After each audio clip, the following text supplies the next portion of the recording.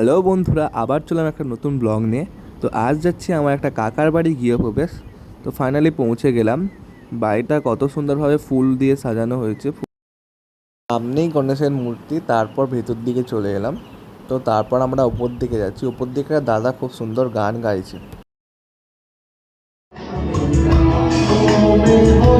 ওইখান থেকে একটা মকটেল কাউন্টারে চলে এলাম। মকটেল কাউন্টারে একটা দিদিকে বললাম ব্ল্যাক লেমন বানিয়ে দেওয়ার জন্য, আর দিদি আমাকে একটা ব্ল্যাক লেমন মকটেল বানিয়ে দিচ্ছে। আর তোমাদের কি ফ্লেভার মকটেল পছন্দ সেটা আমাকে অবশ্যই কমেন্টে জানিও।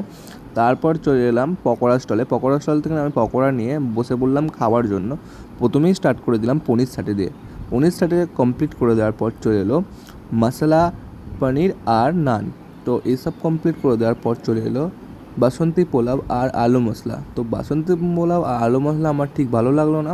তারপর চলে এলো এঁচোড় চিলি আর বাসন্তী পোলাও। এটা আমার খুব ভালো লাগলো। তারপর এটা কমপ্লিট করে দেওয়ার পরে চলে এলো চাটনি, তারপর সুগার মিষ্টি, তারপর এলো পিঙ্ক রসগোল্লা। এটা কমপ্লিট করে দেওয়ার পর চলে এলো আমাদের আইসক্রিম। ভিডিওটা ভালো আর লাগলে আমি লাইক খেতে করো খেতে আর বাড়ির চ্যানেলটিকে দিকে চলে সাবস্ক্রাইব করে যাচ্ছি। দিও। তো দেখা হচ্ছে পরের ভিডিও। Bye bye.